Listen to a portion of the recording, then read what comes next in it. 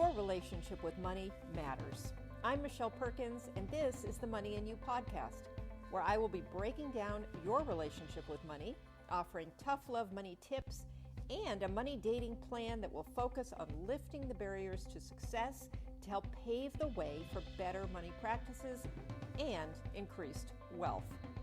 It's time to take control to live a limit-free life. It starts today. Hello, hello. This is Michelle, the host of the Money and You show. I'm so happy you're here today. I have a fabulous guest. You're going to love her, and you're going to feel really good listening to her too, because she is one of the happiest people I've been listening to, and so I can't wait for you to talk to for you to listen to Moneeka Sawyer while I talk to her.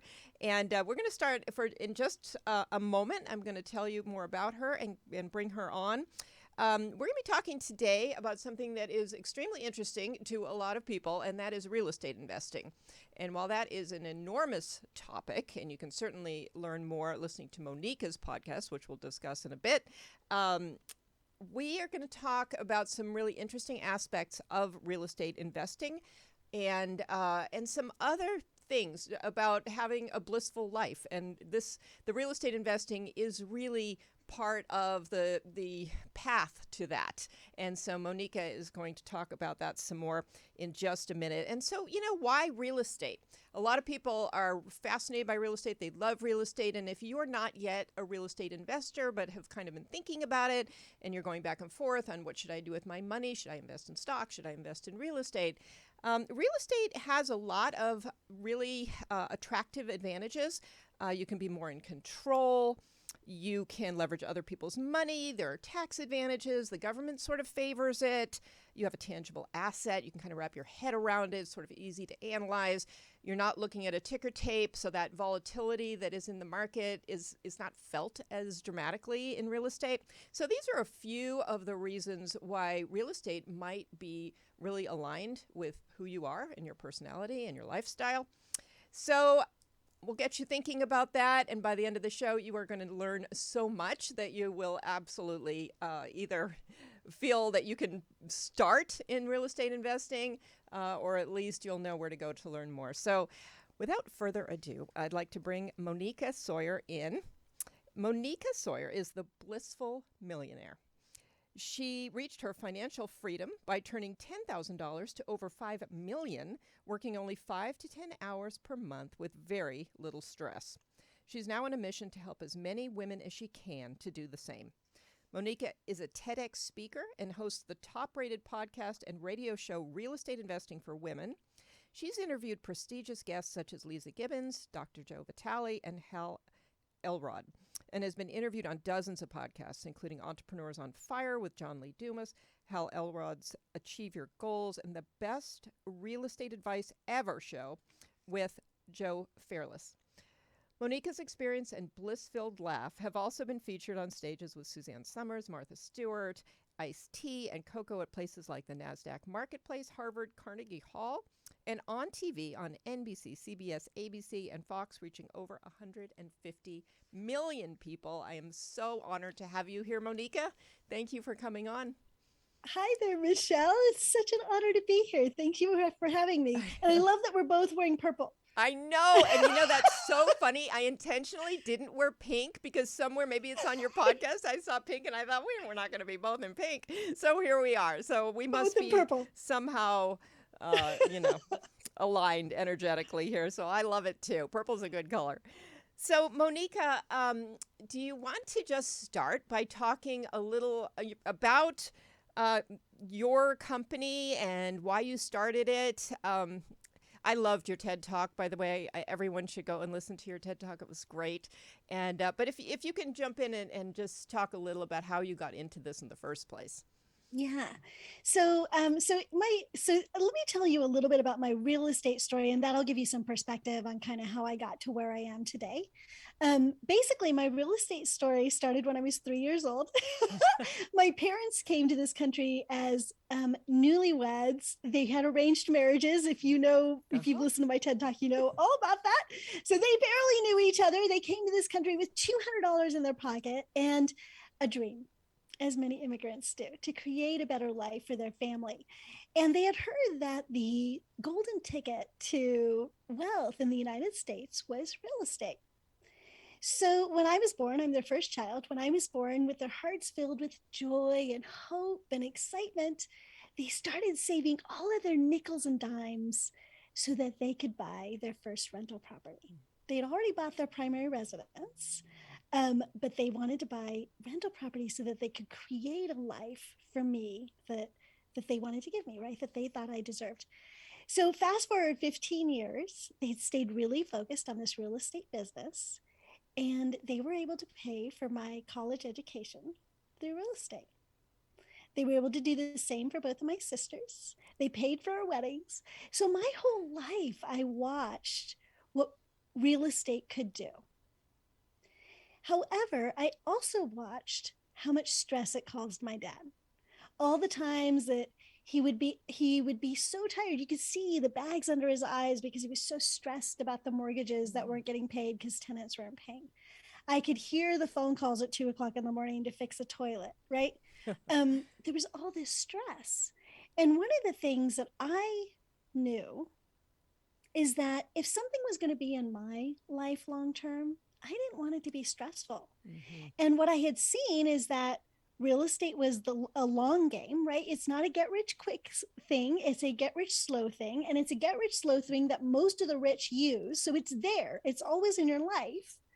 If something was going to be in my life long term, I didn't want it to cause me a huge amount of stress. That wasn't what I was interested in. And so I was determined to not be in real estate. And I can see, a lot of your listeners might be like, yeah, I've heard that story and I am so not interested, right? And that's exactly how I was. Then when I graduated from college, I graduated during a recession. I got a very low paying job and I was freaked out. I was like, how am I going to do this adulting thing? How am I going to make it on my own? And I remember one evening I was sitting at the dinner table with my dad and we were talking about this. And he said something to me that changed my life. He said, Moneeka, everybody has stress, everybody has fear, and everybody has money problems. Do you want poor people money problems, or do you want rich people money problems? Wow. Wow. Yeah. And of course, the first thought for me was, rich people have money problems? Like, right? But I figure if it's going to be there anyways, I might as well choose to follow this path that was going to build me wealth. And so that's how I started on the path of real estate. Wow, really interesting. And the whole time I'm listening, because I focus a lot on people's relationships with money. And so I'm hearing all of these things and listening to what you witnessed growing up. And you took that and created really positive money beliefs, which you could have done something else with that. I mean, there are a lot of people who take some of what you saw and they think, to make money, you've got to really kill yourself and work hard. And then they do that, to a point that's almost... Well, it's interesting because we make choices, but then we have to live a life that aligns with those choices, right? So because I decided it wasn't going to be stressful, doesn't mean that it wasn't stressful. And because I wanted life to be different for me, doesn't mean that it was immediately that way. Our first rental was a disaster. We had all the same problems my dad had because that's what I expected. And this is why I love what you're talking about, Michelle, because what we expect creates our reality. And so, yes, I mean, we had, people broke the lease.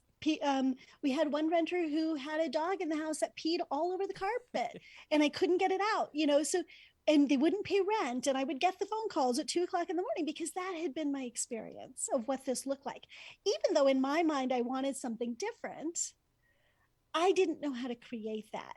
So I went through the experience myself and was like, whoa, this is not going to be what I want to do. I actually sold that property, which I regret. My husband told me I would regret it. And I do. But when I decided to get back in, I had done a little bit more of that mental work. And I decided to set up systems. I got a mentor that could help me with that. So I started then to create a business that aligned more with my wants, desires, personality, core values, all of those things that wasn't the same business my dad had created and that I had learned. Right. Right. So it's not, we make a decision, right? As when we're talking to Michelle, right? We make a decision that our mindset needs to be different. But that's a process. That's just the beginning. Right. Absolutely, absolutely. Yeah, I love that. And going the decision is a pivotal point in itself. It's huge. And then the intention along the way and initially you just wanted to kind of get into it and experience it. And so that's sort of one intention, but then having had that experience, you could kind of progress into more deliberate intention setting and with a sort of different focus. So I love what you're saying. That is really great. And so that experience didn't turn you off. It actually just made you come back with some new plans, correct? That's right. Yeah. Well, it did turn me off. And for a couple of years, I was like, really? Do I want to do this? And then I gave myself some time, some recovery time, lick my wounds, and then really thought about it. And that's a lot of what I teach people now is to get into the process after having thought about it a little bit, right? Like there are things that I actually teach people, like you really want to make sure that any business that you get into, whether it's real estate, whether it's investing, your career, you want to make sure that they're aligned with who you are, and who you are is made up of a lot of different pieces. What are your core values? What's your risk tolerance? How much time do you want to dedicate to your side hustle? This was a side hustle for me. It wasn't my primary job, right? Or do you want it to be your primary job? Do you want to work hard, or do you want it to be easy? Bliss is not the same for every single person, right? Absolutely. So you have to define bliss for you and how that aligns with you. And then you pick a business or a strategy. I always say in real estate, there's a million ways to make $1 million in real estate. So you have to figure out how to pick one and then create that business that's going to be aligned with you. Yes. And that is one of the things that I'm really learning from your podcast is how investing in real estate can mean so many different things. And I've heard just, interesting ways to go about it that I would have never thought about. And so that is a really fascinating thing to me because it's a much broader area than we think. So as far as the bliss goes, I always believe there needs to be a bigger vision. So of course, you invest in real estate to make money, maybe to gain passive income, all kinds of things. But with that focus on bliss, that really takes it to a different level. So I really love that that is your focus. And for you, what is bliss? Because I totally agree. Everybody has their own definition of success or bliss or any of it. So yeah. So let me backtrack a little bit of that. Like bliss. So I have a core belief of what bliss is. Bliss is a deep sense of joy and contentment and the confidence that you can handle anything that comes your way. It's all about emotional mastery and emotional resilience. Now, how we get there is different for everybody, right? Right. But there's this core, I call it the bliss equilibrium. And it doesn't mean that we don't have the whole range of emotions and that I'm happy all the time. I'm not, right? You can go all the way to ecstasy, all the way down to deep depression. But you want to live in this, what I call the bliss equilibrium, that deep sense of joy. And if you have that, you're able to come back from all of those other emotions that can be distracting and can take away from the true joy of your life and success, right? Wow. So, and all of those emotions tell us, they're like guiding lights. I always say our emotions are like our guiding lights. They tell us what's working and what's not, right? And what we should be spending more time doing and what we should be trying to maybe not turn our backs on, but maybe those are things that we should be doing that make us feel in those bad ways, right? Yeah, I love this because, emotions and reactions to emotions just impact us so much. And I find that most of the guests who I have on the show end up talking about that part of life a little bit more than we expect. And so as much as I love that, I would imagine people are thinking, well, how in the world do you do that? Like live in this state of emotional kind of balance. So what do you do? Yeah. Thank you. I actually want to say one thing first before I answer that question, if you don't mind. Of course. Just so people know why successful people talk about this all the time. Warren Buffett says, if you can't control your emotions, you can't control your money. Yeah. Our emotions are signals in our lives, but we should not be making our decisions completely based on them. Take them into account as information, but they should not run our lives. And so that's why so many successful people talk about this. And it's not that emotions are bad. It's just that you don't want to make decisions directly from emotions. You just want to take them in as a piece of the information. Does that make sense? It makes total sense. And it's a fascinating topic. I had a therapist who used to tell me, because I wasn't so in touch with my feelings, I was living in my head. And so her thing was, your feelings are actually guideposts. They help you find your way to where you want to go. And I also have a coach who says, your feelings are traitors. So you shouldn't just, blindly follow your feelings. So it's not simple. You really have to get tuned in to yourself and become very self-aware so that you are in touch with these things. But that's so interesting. And I love that you kind of explain how successful people really find that it's important to master this. Yeah. And so then how do I do it? Well, first of all, I wrote a book called Choose Bliss. You guys are welcome to look that up. There's got 12 techniques of how I do it. Well, how I do it and how many of my executive coaching clients have done it. I was an executive coach for 15 years. And my focus was on creating a life that was joyful and blissful, whether you're, a multi-billionaire or you're just getting started in a startup and you're completely at the mercy of your venture capitalist, right? No matter where you are in that spectrum, who you are showing up as is going to make a difference to that business. And so I want everybody to live a joyful, blissful life because we're more motivated then. We're more inspired. We're more creative.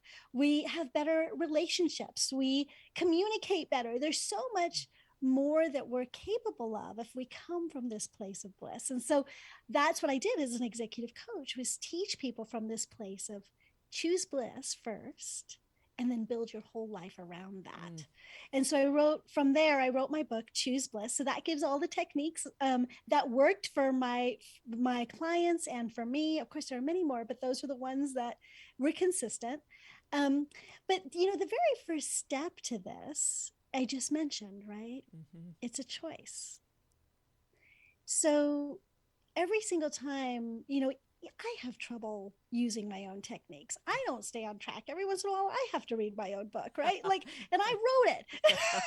So you have to be committed to it. It has to be a decision that this is a priority. You are a priority, and that you're going to do the techniques that help to support your own bliss.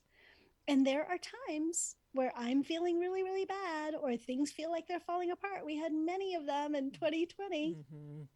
Yeah. But for me, it was, again, recommitting to myself that bliss is the most important thing. That's how you start.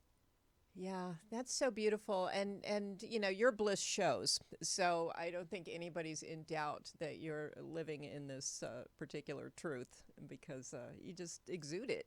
So I think it's so, and I find that in itself to be a real statement that you can be successful and blissful, and that's really what it's about. That's really what people are after, is more happiness and more freedom and more joy. And so as much as people go after the money, for example, that's just a stop along the way to where you are. And so I think it's really important to keep that vision in mind. You brought up 2020. I'd love to just, I didn't plan to ask you this, but how did you handle 2020? And any sort of takeaways from 2020 that you're bringing into the future now? So 2020 was hard for all of us. I was fortunate I didn't suffer as much as others. We did have about 6 people that left my life. Two left the planet. Four were COVID related. Two were not, but they couldn't get the medical care they necessarily needed because of COVID. Wow. So they were COVID aggravated, I would say.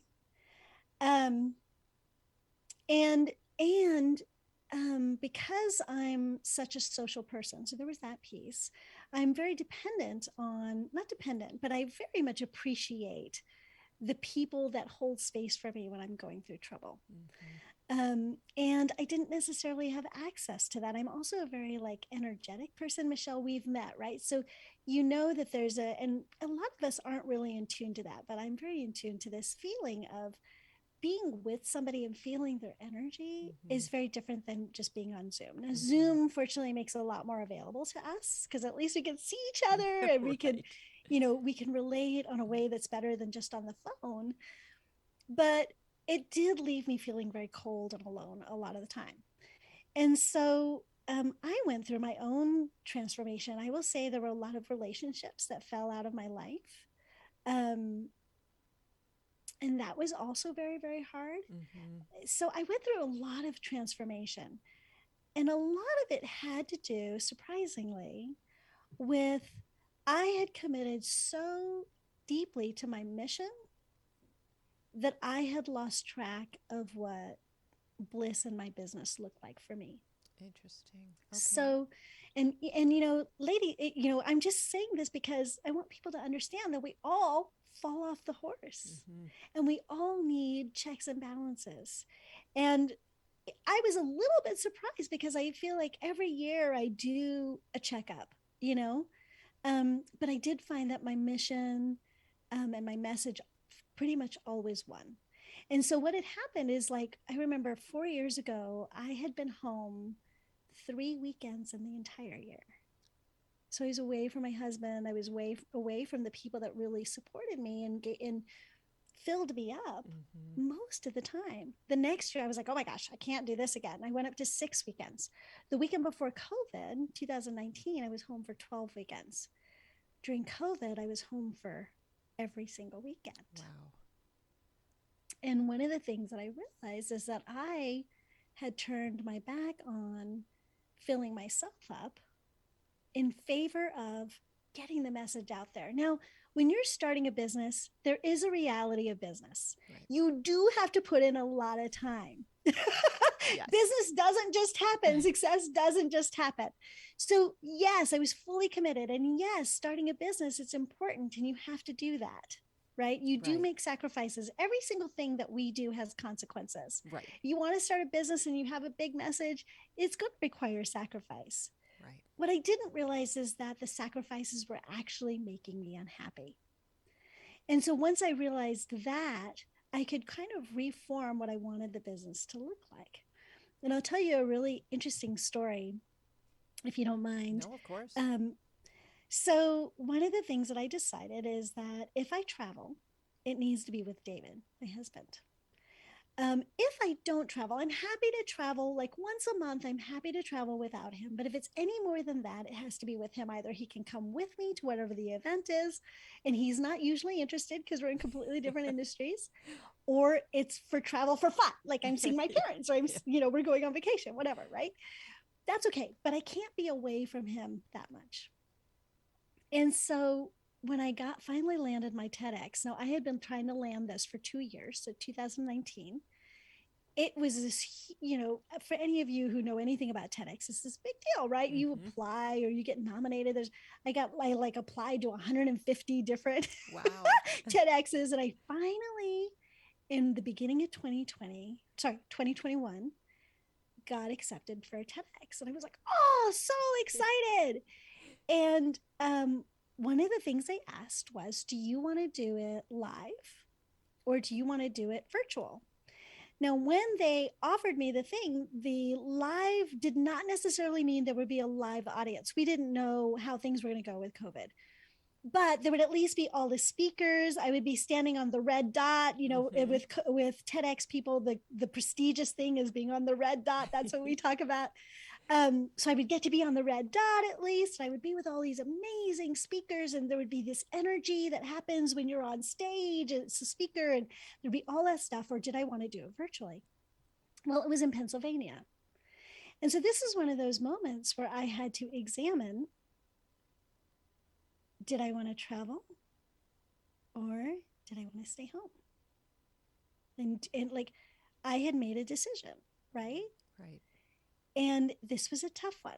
Now, David would have come with me to this one, but and the month that it was being released, I would have had to travel 4 weeks, every single weekend that month if I did it. Right.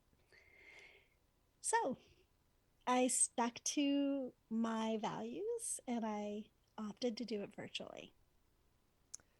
So, and my coaches were like, duh, you need you're like, everybody was a little freaked out about this, right? And this is one of the things that we all need to learn is that living by our core values may freak a bunch of people out because they don't understand their core values are different, right?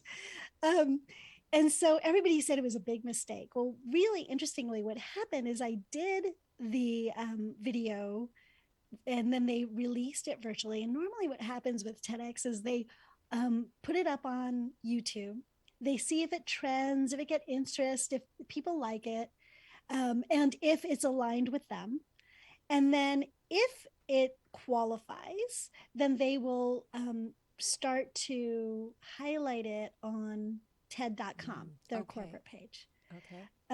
I was really honored that through all of that, they loved the talk so much that they immediately debuted it on TED.com. Wow. Oh, congratulations. That's really Thank exciting. You. But I really feel that was an affirmation of I'm living based on my core values. Thank you, universe, right? For saying yes, that was good. Yeah. Right? Yeah, I love that for so many reasons. Sticking to that commitment and to your values is so important. It also takes a lot of courage to do it.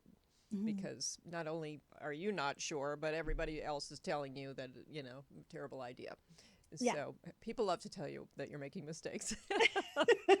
I'm very fortunate that my coaches also really affirm when I do really well. Yeah. But this was one of those, you worked so hard to get this. Don't do this halfway. Do it. Do the whole thing. And I was like, I have to do the whole thing my way.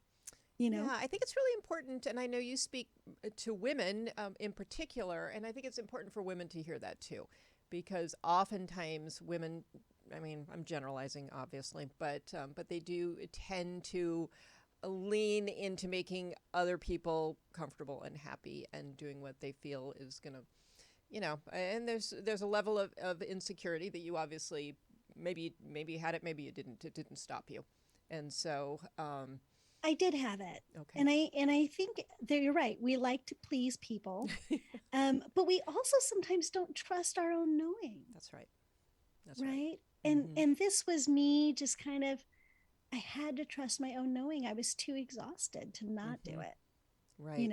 Just the thought of traveling for it was too exhausting.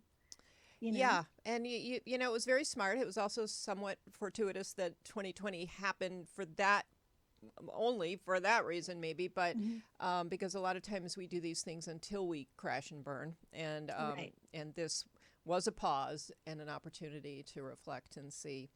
So I think that's and it taught me that I need to do a better job of re-examining.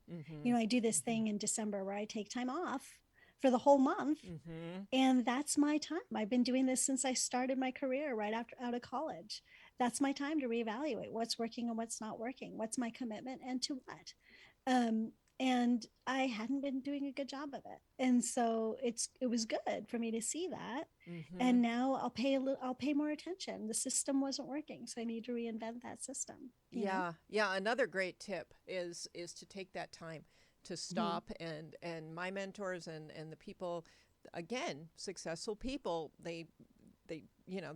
they're working hard and working fast, but they also do take these times to stop and reflect and re-examine and rethink and just allow ideas to come in, create space so that you can think differently about some of the things, because as you know, when your head is down and you're at your desk, your most creative ideas are not coming to you in those moments. So yeah.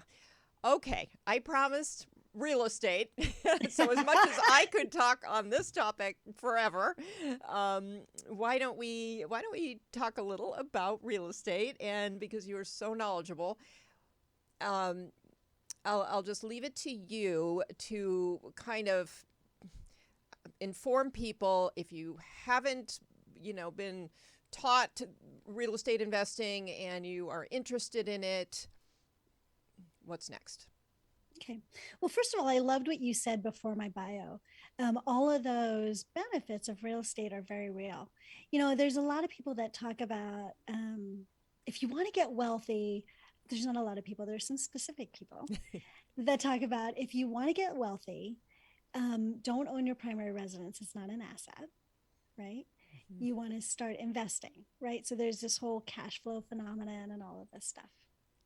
And what I tell people is, if you want to be rich, do what the rich people do. Do rich people rent their house? The rich people who are rich, no matter how they made their money, all of them are invested in real estate. All of them grow their wealth in real estate. Now, here's the really cool thing about real estate is that in the United States, and this isn't true in most of the countries in the world, you don't have to be rich to do this strategy that the rich do. It's supported by the government. If you buy a primary residence, it's a write-off, right? Instead of paying somebody else's mortgage and making them rich, why are you not paying your own mortgage and building equity? So for me, the thing is that we don't need to reinvent the wheel. There's so many examples of how getting out of debt can happen, right? These are things that you cover, Michelle, right? How to get out of debt, how to start to save, how to get a little bit more of the money mindset, how to get through those blocks. There's examples and role models for all of that stuff. And there are huge numbers of role models for real estate. And there's another thing that's really cool about real estate. It is totally intuitive. All of us need a place to live, right? And all of us want land. Like you think about, like you go way back in time, right? The lords had the land and the peasants wanted it, right? That's what people have battled over. Since the beginning of time, land has been our most valuable asset. It's still true. So this is like a human need. It's been since the beginning of time. It's the most intuitive investment you can get. Now, there are lots of different ways to invest in real estate that are not intuitive, right? But you don't have to go after all the like cool ideas unless you need to. Like if you don't have money and you want to do no money down, okay, so then you need to do a little bit more study. But when you really look at real estate, just understand it is one of the most intuitive things for people to do. And this is why women are so good at it. Because we have that intuition. We understand. And again, like you said, this is a generalization, and it does not mean that men are not good at this too. But this is a place where we shine. We understand how to create a home. We understand we can walk into a neighborhood and say kind of intuitively, well, I just don't feel safe here, right? So there's a lot that we bring to the table as women just because of our capacity for nesting and for creating a home that makes us really shine in this particular industry, and not as salespeople, not as agents. I mean, we shine there too, but that's for other people. What about for you? You should be making you wealthy, and you do that by investing. Thank you. So yeah, I'm just taking it in. It's so interesting. So how does a person start? I mean, if you don't have hundreds of thousands of dollars in the bank sitting there waiting for something, some investment to come along, how does one begin?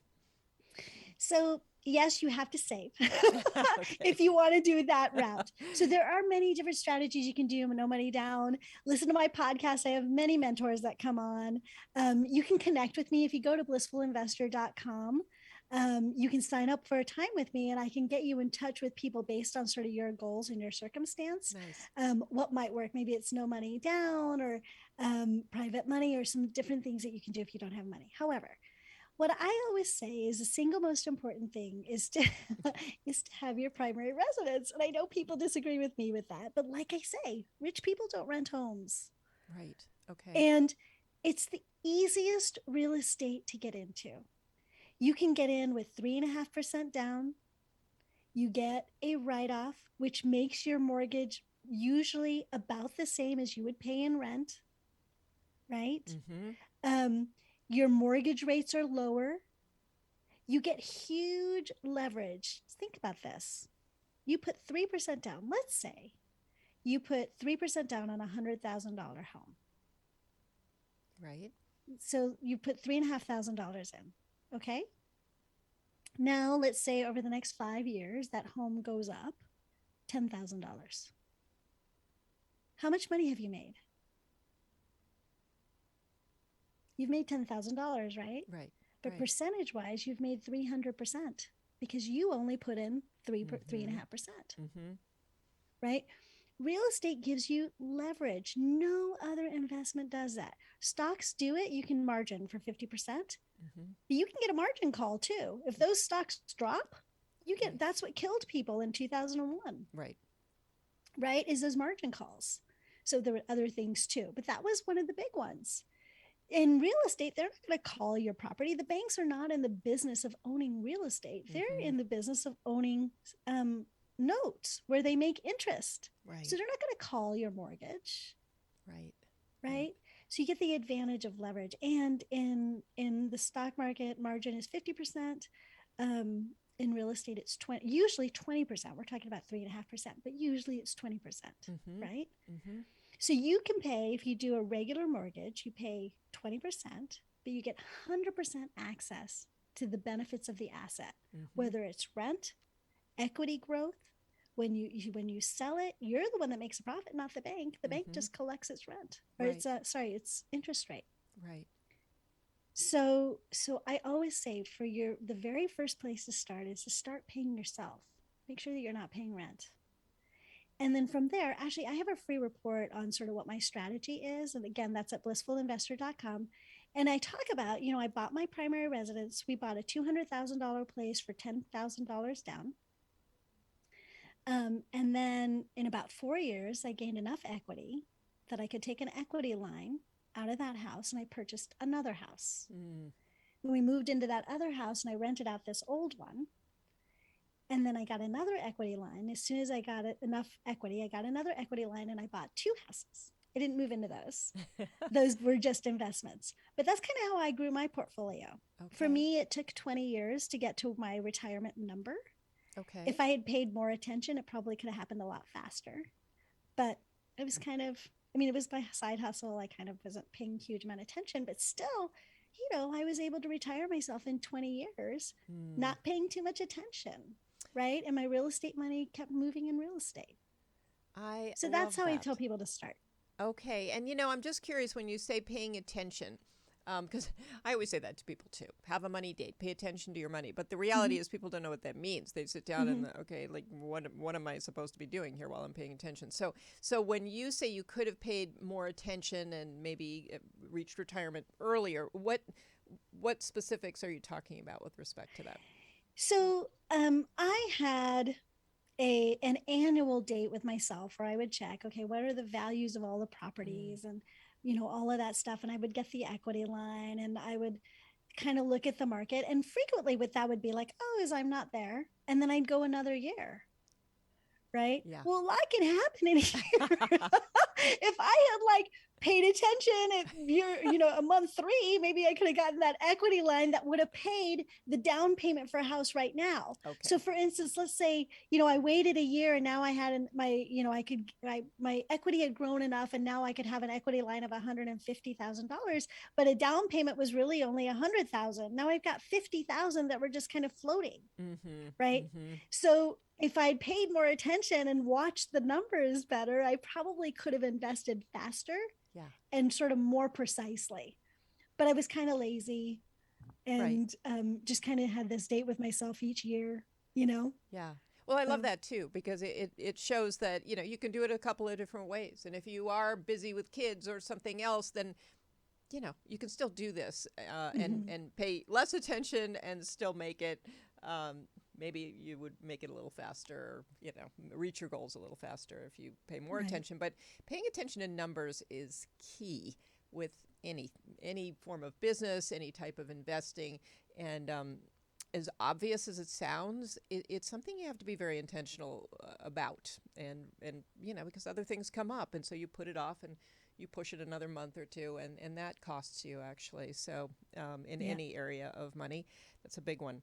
And so, okay, that's fabulous. So if somebody is listening and they're hearing some of the things that you're saying, what are some of the foundational pieces maybe they need to set up? You mentioned savings. Is there a particular savings goal people should think about? You're also mentioning some things that, would indicate that your credit score needs to be, at some level. What are some of the things people should be kind of preparing themselves to get control over? So those are two very important things with my strategies. Your credit score, I always tell people my credit score is my lifeline, because with my credit score, I can get as much money as I want. Right. And you do need to start to save. And sometimes that takes sacrifices. So for us to actually be able to move to the next house, even though we used equity, I wasn't able to really pay the mortgage. We were leveraged at 95%, right? Okay. So paying that mortgage took a huge percentage of our income. And so we ended up what we call now house hacking. We got a roommate, right?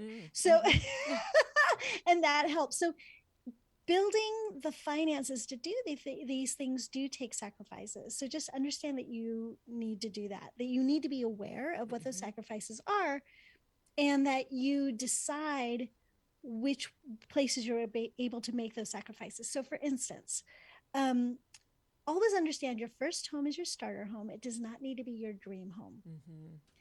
And this is a big mistake that a lot of people say. I'm spending all of this money. This house has to be perfect. Well, it does not need to be perfect. It's the place you're starting. But there are places you will be willing to compromise on and places you won't. For me, safety is a place that I would not compromise on. I don't care how big or small the house is. I have to feel safe in my neighborhood. Right? We didn't have children and weren't planning children at the time. So the school system didn't matter that much to us. It's better if you have a good school system for resale value. But right now we were just trying to get in a home. Right. So we didn't care that much about the school system. Right. So there are places where you kind of take a look and you're like, okay, I can sacrifice this or I can't sacrifice this. We ended up buying a bigger place than we expected. We got a really amazing deal. But I was willing to go with a 2-bedroom, one bath. Right. We ended up getting a 3, 2.5. So just know, so you have to kind of set yourself up. We already talked this a little bit, Michelle, about understanding your core values, making decisions based on who you are.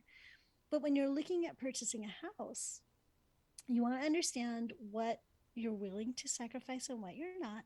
And then you want to start looking at those prices, right? Right. And then you need to set your game plan on how you're going to save up that money to get started. If you're going to use my route, there are other routes to do. And like I said, you can listen to my podcast and find many options.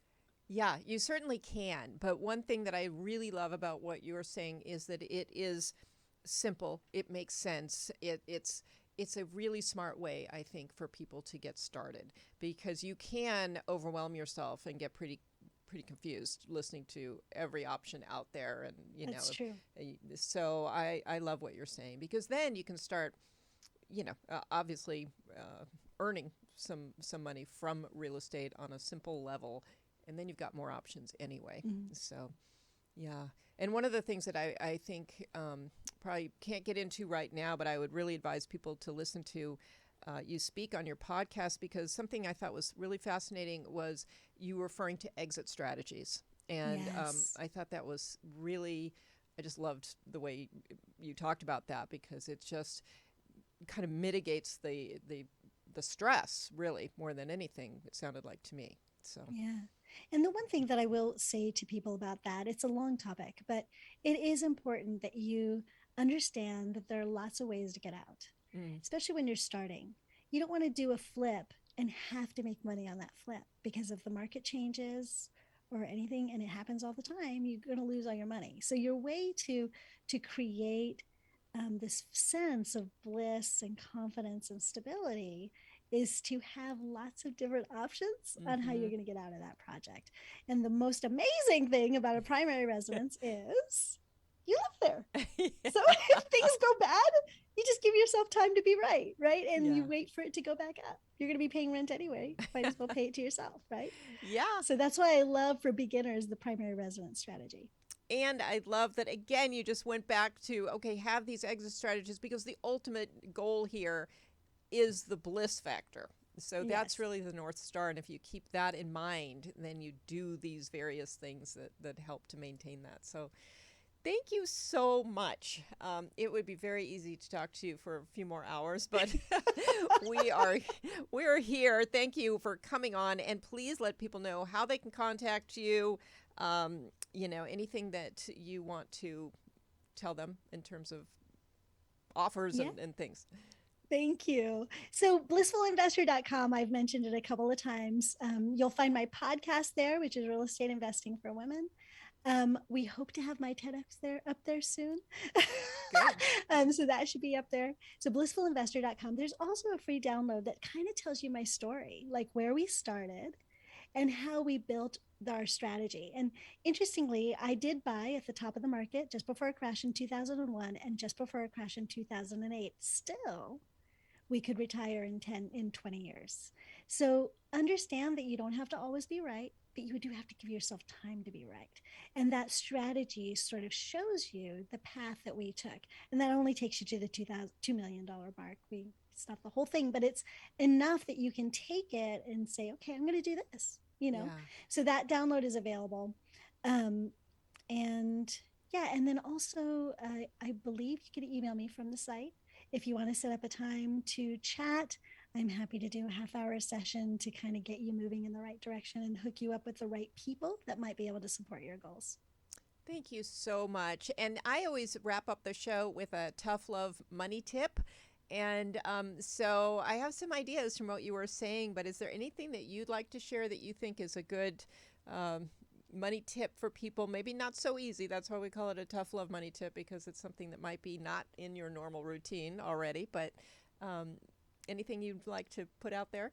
Yeah, so it's not really a money tip, although it does apply. I always end every one of my shows with always remember goals without action are just dreams.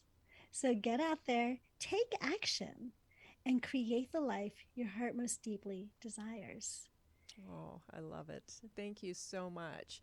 And I'm going to just add what you were talking about before about paying attention. If you're currently in a home, do that little date with yourself and see, what you have right now, and really kind of look at the mortgage you have, look at the value of your home, look at all the different aspects financially of the home you're in. If you have more than one home, do what Moneeka just said she does in December, and do it right now. So, yeah, thank you, Moneeka, so much for being here. I really appreciate it. And listeners, listen to Moneeka's podcast. It's fabulous. You get to hear her joy come out in the podcast, as well as get educated in a million different ways. So, and thank you so much for the offer.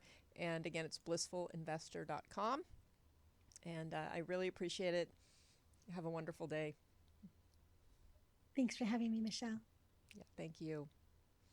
Okay, listeners, thank you so much. I hope you enjoyed today's show. I know I did. And I absolutely love being, having some time with such amazing people. So, follow up the show by subscribing to the Limit Free Life channel on YouTube. Sorry, getting confused here. And the Money and You show on all the podcast platforms.